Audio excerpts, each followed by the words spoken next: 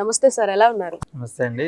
Sir, మొన్నటి వరకు India Pak war అంటూ మనకి నడిచింది. ఇప్పుడు రీసెంట్ గా ఏంటంటే పాకిస్తాన్ లోనే అంతర్యుద్ధం జరుగుతుందా అనిపిస్తుంది. ఎందుకంటే ఒక పక్క వచ్చేసి బలూచిస్తాన్ వాళ్ళు ఇండిపెండెన్స్ అంటూ ఫ్రీడమ్ అంటూ డిక్లేర్ చేశారు. ఇంకో వైపు వచ్చేసి సింధు వాళ్ళు వచ్చేసి అదే బాట పడుతున్నారు. అంటే ఏం జరుగుతుంది అసలు పాకిస్తాన్ లో?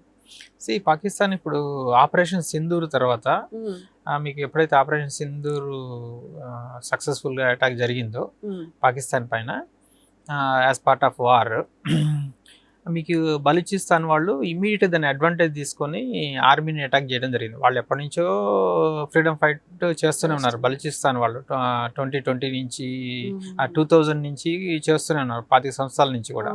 సో ఫైనల్గా వాళ్ళు క్వట్టాని, అంటే దాని బలూచిస్తాన్ క్యాపిటల్ క్వట్టా, దాన్ని ఆక్యుపై చేసి దాన్ని కాంకర్ చేసి వాళ్ళు ఇండిపెండెన్స్ డిక్లేర్ చేసుకున్నారు. వాళ్ళు లెటర్స్ యూఎన్కి రాశారు, అట్లాగే ఇండియాకి రాశారు, మమ్మల్ని ఒక కంట్రీగా రికగ్నైజ్ చేయమని. పాకిస్తాన్ నుంచి సెపరేట్ అయిపోయింది. ఓకే, వాళ్ళ ప్రకారం సపరేట్ అయింది, బట్ యుఎన్ఓ రికగ్నైజ్ చేయాల్సి ఉంటుంది. ఇప్పుడు ఏంటంటే ఇదే టైంలో సింధు కూడా స్టార్ట్ చేసింది యాజిటేషన్. ఈ సింధులో కూడా ఎప్పటి నుంచో జరుగుతున్నాయి యాజిటేషన్స్. సో ఇప్పుడు పర్టికులర్గా సింధు ఏంటంటే మాకు కూడా ఫ్రీడమ్ కావాలని చెప్పేసి మాట్లాడుతున్నారు. ఆ ఫ్రీడమ్ మూవ్మెంటే జరుగుతుంది.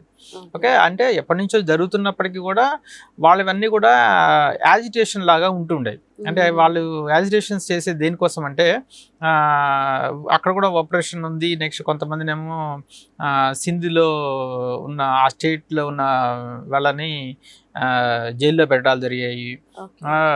సో హ్యూమన్ రైట్స్ వైలేషన్ జరిగింది. ఇప్పుడేమో కిల్ అండ్ డంప్ అని చెప్పేసి పాకిస్తాన్ ఆర్మీ వాళ్ళు సింధు వాళ్ళని చంపేస్తున్నారు, లోయల్లో పడేస్తున్నారు. అంత దారుణమైన హ్యూమన్ వైలేషన్ జరుగుతుంది అనమాట. సో వాళ్ళు రోడ్డు మీదకి వచ్చేసి యాజిటేషన్ చేస్తున్నారు. బలూచిస్తాన్కిను సింధ్కి కొంచెం స్లైట్ డిఫరెన్స్ ఉంది. బలూచిస్తాన్ ఏమో మనకి ఏరియా వైజ్ 43% ఆఫ్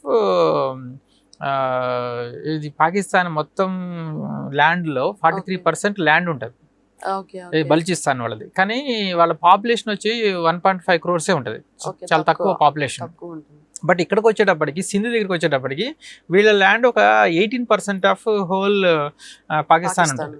ల్యాండ్ తక్కువ, కానీ మీకు పాపులేషన్ వచ్చేటప్పుడు 5.5 crores పాపులేషన్ ఉంటుంది. 5 times ఎక్కువ ఉంది. సో వీళ్ళ పాపులేషన్ ఎక్కువ, వీళ్ళు యాజిటేషన్ చేసినా కానీ వీళ్ళ ఇంపాక్ట్ చాలా ఎక్కువ ఉంటుంది అనమాట. సో అలా సింధ్ని వాళ్ళు, అటు బలూచిస్తాన్ని వాళ్ళు వదులుకోలేరు. ఎందుకంటే బలూచిస్తాన్లోనూ మీకు ఏంటంటే న్యాచురల్ రిసోర్సెస్ విపరీతంగా ఉంటాయి. ఓకే అండి, సో దాన్ని పాకిస్తాన్ వదులుకోలేదు. నెక్స్ట్ కమింగ్ టు సింధు దగ్గరికి వచ్చేటప్పుడు, సింధు స్టేట్, మనమేమో స్టేట్ అంటాం, వాళ్ళేమో ప్రావిన్స్ అంటారు. సో దాని క్యాపిటల్ వచ్చి కరాచీ.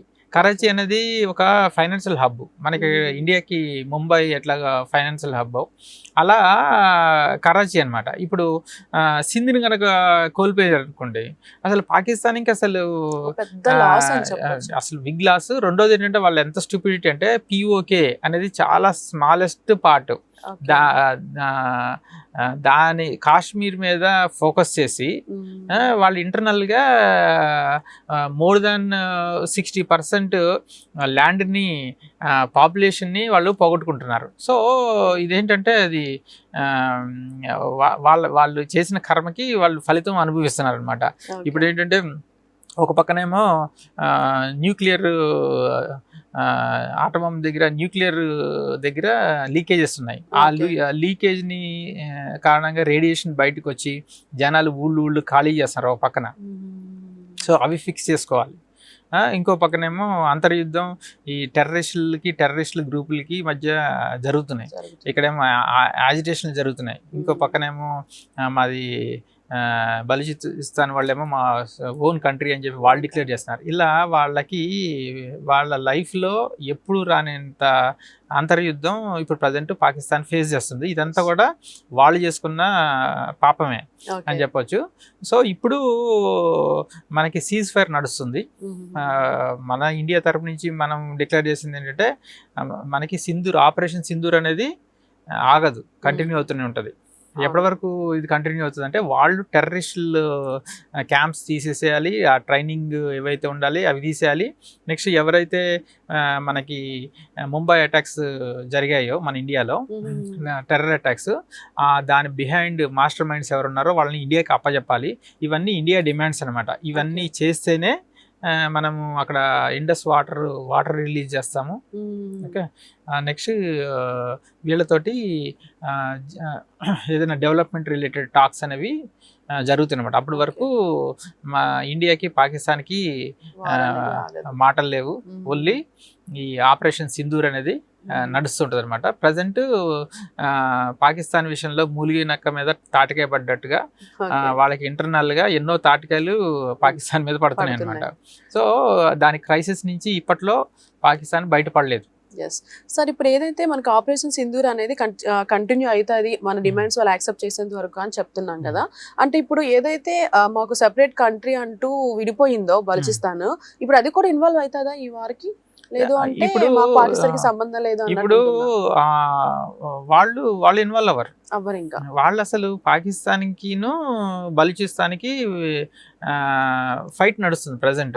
వాళ్ళు ఎందుకు పాకిస్తాన్కి సపోర్ట్ చేస్తారు? సపోర్ట్ చేయరు. ఇదొకటి. రెండోది, బలూచిస్తాన్ వాళ్ళు ఏంటంటే వాళ్ళకి ఇండియన్స్ అన్నా వాళ్ళకి ఇష్టం. వాళ్ళు ఆల్రెడీ ఫ్లాగ్స్, వాళ్ళ ఫ్లాగ్ తో పాటు వాళ్ళది రెడ్ బ్లూ గ్రీన్ కాంబినేషన్ లో ఉంటుంది ఫ్లాగ్. వాళ్ళ ఫ్లాగ్ తో పాటు ఇండియన్ ఫ్లాగ్ కూడా పట్టుకొని వాళ్ళు సెలబ్రేట్ చేస్తున్నారు.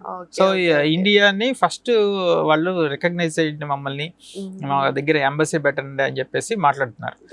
ఇప్పుడు ఇండియా ఏంటంటే అంత ఈజీగా సపోర్ట్ చేయలేదు. యుఎన్ఓలో ఎలా ఉంటుందంటే అక్కడ మెంబర్స్ ఎవరైతే ఉంటారో వాళ్ళు కొత్త కంట్రీస్కి ఎంకరేజ్ చేయకూడదు అనమాట. ఉన్న కంట్రీస్ ఏవైతే ఉన్నాయో అవి చాలు. సో కొత్త కంట్రీస్ ఎంకరేజ్ చేయటం అంటే ఏంటి? ఎగ్జిస్టింగ్ కంట్రీల నుంచి వాళ్ళు విడిపోతున్నట్టు. అంటే మనము ఎంకరేజ్ చేయకూడదు ఆ సపరేషన్ అన్నది కాన్సెప్ట్ ఉంటుంది యుఎన్ఓలో మెంబర్స్ అందరికి కూడా.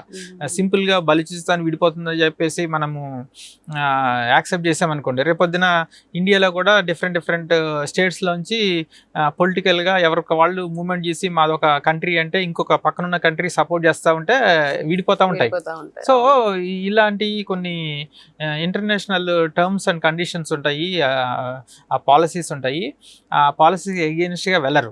బట్ స్టిల్ ఒక కంట్రీ విడిపోవాలంటే, కంట్రీగా రావాలి అంటే కూడా అందులో కూడా పాలసీ ఉంటుంది. దాని ప్రాసెస్లోనే బలూచిస్తాన్ వాళ్ళు వెళ్తున్నారు.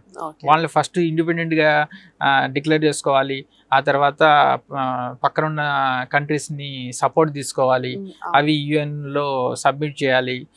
ఇలాంటి ప్రాసెస్ స్టెప్ బై స్టెప్ వెళ్లాల్సి ఉంటుంది. ఓకే, బట్ డైరెక్ట్గా అపరెంట్లీ ఇండియన్ గవర్నమెంట్ మనము స్టేట్మెంట్ ఇవ్వడానికి లేదు. బట్ ఇండియన్ పీపుల్ మాత్రం బలూచిస్తాన్కి విపరీతంగా సపోర్ట్ ఇస్తున్నారు. Moral support is there. అట్లా పాతాళం వెళ్ళిపోతుందని చెప్పొచ్చు. అంటే అది ఇప్పుడు 2 ముక్కలు అనుకున్నాం, ఇప్పుడు ఏమో 3 ముక్కలు అవుతుంది. సింధు వాళ్ళు కూడా ఇదే ఆపర్చునిటీ అని చెప్పేసి సపరేట్ కంట్రీ కోసము ఫైట్ చేస్తున్నారు అనమాట.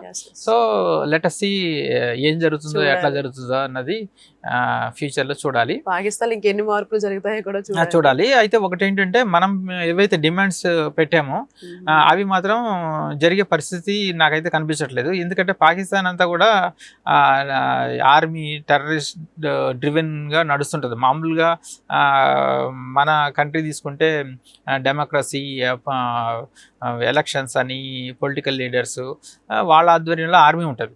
కానీ పాకిస్తాన్ దగ్గరికి వచ్చేటప్పటికి పాకిస్తాన్ ఆర్మీ ఆధ్వర్యంలో గవర్నమెంట్ ఉంటుంది అనమాట. So even army take over కూడా చేసేసుకుంటుంది పాకిస్తాన్లో. అలాగే పర్వేజ్ ముషరఫ్ టేక్ ఓవర్ చేసింది అనమాట. సో అక్కడంతా కూడా టెర్రరిస్టులు ఇంట్రెస్ట్ తోటి నడుస్తుంటది. ఇప్పుడు మనం ఆపరేషన్ సింధూర్ చేసిన తర్వాత ఏవైతే ఆపరేషన్ సింధూర్ 2.0, సో దాని తర్వాత ఎంతోమంది టెర్రరిస్టులు చనిపోయారు. వాళ్ళు అధికారికంగా వాళ్ళందరికీ రిచువల్స్ కండక్ట్ చేశారనమాట. అంటే టెర్రరిస్టులకి గవర్నమెంటే రిచువల్స్ చేస్తుందంటే ఇంకా మీరు ఊహించండి. అలాగే వాళ్ళు ఒక ఫేక్ సెలబ్రేషన్స్ చేసుకున్నారు. అంటే ఇప్పుడు మన వార్ నడుస్తుంది 2 కంట్రీస్కి, అందరికి తెలుసు, ప్రపంచం మొత్తం తెలుసు వార్ మనం విన్ అయ్యామని. ఓకే. సో కానీ వాళ్ళు గెలిచామని చెప్పేసి సెలబ్రేట్ చేసుకున్నారు. ఆ సెలబ్రేషన్ లో ఎవరు వచ్చారంటే మొత్తం టెర్రరిస్టులు అందరూ గన్నులతోటి